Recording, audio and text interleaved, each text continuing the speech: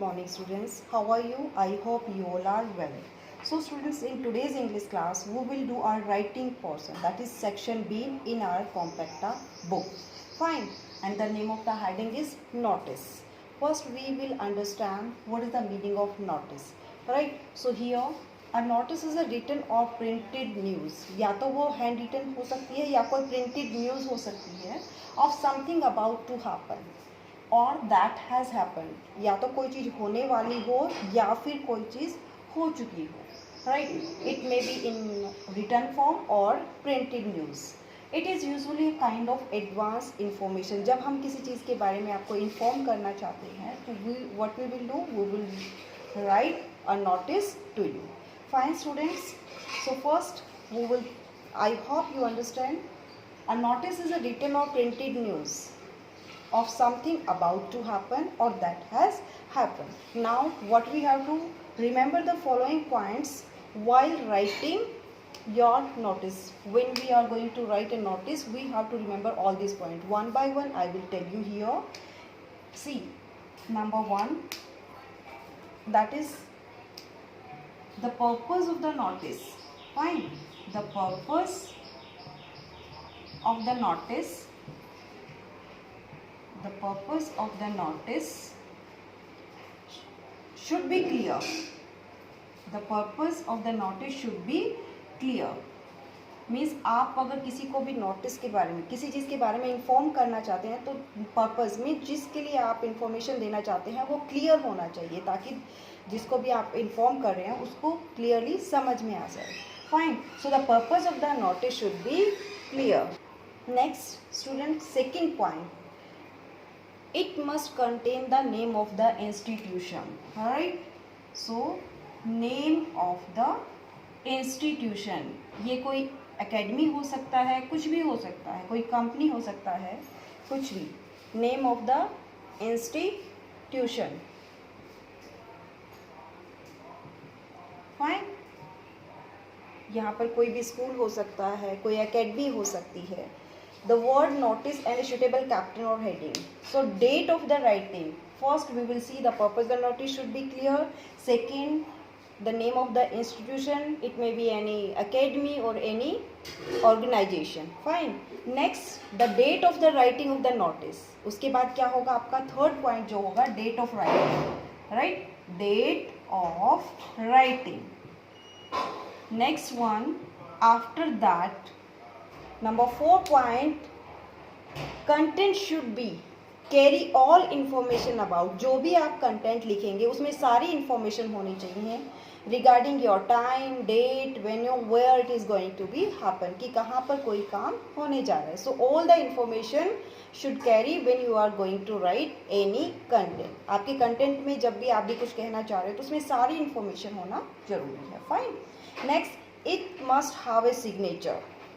आपका कंटेंट खत्म हो गया, उसके बाद क्या होता है आपका signature. It must have a signature and after that your name. It should be in capital letter and after that your designation. Means किस पोस्ट पर आप एज ए स्टूडेंट हैं, आप यहाँ प्रिंसिपल के उसमें आपने नोटिस इशू किया है, या फिर आप हेड मिस्ट्रेस हैं, या क्या है आप क्लास टीचर से हैं, या कोई मॉनिटर, कुछ भी, जो भी आप हेड बॉय हो सकते हैं, आप वॉइस कैप्टन हो सकते हैं. तो when you are going to write a notice, down side you have to write your designation also. Fine. So now we have completed here the points that when we are going to write a notice we have to keep in our mind. Now I will tell you a layout of a notice, यानी एक notice में आप कैसे क्या किस तरह से लिखेंगे. Fine. Student, one thing I want to tell you, when you are going to write, it always come in a box. Fine. So I am going to draw here one line, one box that you have to also draw in your English fair notebook. Fine. This type of box that you have to draw. Fine. So here first the name of the institution. आपको सबसे पहले क्या होगा, name of the institution होगा यहाँ पर. Fine. So name of the, अगर मैं अपने स्कूल की बात करूँ, ये भी हमारा एक इंस्टीट्यूशन है. तो सबसे पहले हम क्या लिखेंगे यहाँ पर, राट. मैं अगर इंस्टीट्यूशन में हूँ तो यहाँ पर मैं लिख रही हूँ rot international. right? It should be in capital letter. Raj International School. Clear student? After that notice, it will be also in capital letter. यानी पहले इंस्टीट्यूट का नेम होगा. इंस्टीट्यूशन क्या है हमारा? School, Rath international school, right. उसके बाद क्या होगा? नोटिस. ये भी कैपिटल में होगा और इंस्टीट्यूशन का नेम भी कैपिटल में होगा. फाइन. इसके बाद आपका क्या आता है? डेट. तो date when you are going to write, for example if today date, that is 4 June. Fine. 2021. इसके बाद आपका हेडिंग या टाइटल, जो भी आपका हेडिंग आप लिखना चाहते हैं, कोई भी हेडिंग ले लीजिए आपकी बुक से. For example umbrella, UMBRELLA, umbrella lost. ये मैंने एक टाइटल लिया है, हेडिंग लिया है किसी चीज़ के लिए, राइट, कि अम्ब्रेला लॉस्ट, अम्ब्रेला गुम हो गया. अब इसके बाद क्या करेंगे आप? इसका क्या कंटेंट, यानी जो भी इंफॉर्मेशन आप देंगे, for example a brand new umbrella, इसमें आपका कंटेंट आएगा पूरा. A brand new umbrella was lost in the school playground, या जहाँ पर भी गुम हुआ हो आप उसके बारे में इंफॉर्मेशन देंगे, किस डेट को गुम हुआ है और कब. Like so when you are going to write content, it gives the all information about the notice. Fine. So now after that what will come? Your, मान लीजिए आपने जो भी कंटेंट देना था आपका यहाँ पे कंप्लीट हो गया. फॉर एग्जांपल इसके बाद क्या हो गया? आपके सिग्नेचर. फॉर एग्जांपल यहाँ पर करण है, राइट. सो आपने यहाँ पे सिग्नेचर किया. आपका कंटेंट पूरा होने के बाद आपके सिग्नेचर होते हैं. उसके बाद आपका क्या होता है? Complete name, right. So after that we will write complete name. Karan, it should be in capital letter. Karan. Fine. और after that, for example if you are a student, आप स्टूडेंट हैं तो आप क्या करेंगे? आप अपना रोल नंबर लिख सकते हैं, राइट. 27 या कोई भी roll number, you can write any roll number. 18. And then after class you have to write your class also, like which class, 4th, any class, you can write any class, 4th, 5th or any class. Fine. Any class you can write here. So the main thing that I want to tell you here, the layout of the notice, कि क्या क्या चीज़ें होनी चाहिए when you are going to write a notice to anyone.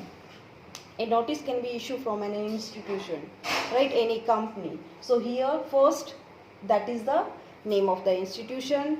Second, notice. After that, date. And after that, your heading or title, जिसके बारे में आप नोटिस या इन्फॉर्मेशन देना चाह रहे हैं. फाइन. उसके बाद आपका कंटेंट होगा कि आपका कंटेंट, मान लीजिए यहाँ पर अम्ब्रेला लॉस्ट है तो अम्ब्रेला किस कलर का था, कहाँ पर गुम हुआ है, किस डेट को गुम हुआ है, वो सारी चीज़ें आपको यहाँ पर, अगर उसका आपका कोई भी फॉर एग्जांपल कलर है या आपका कोई भी उस पर मिक्की माउस या कुछ भी बना हुआ है, जो भी आपको उसके बारे में पता है, तो आप अपने कंटेंट में, it should not be more than 40 और 50 वर्ड्स. 40 और 50 वर्ड से ज़्यादा नहीं होना चाहिए. Clear students? So these are the points that you have to follow when you are going to write a notice to anyone. Clear? Sample notices are also there in your compacta book. Fine. From there we have to practice all the notices, and after that we will do our practice exercise. Clear?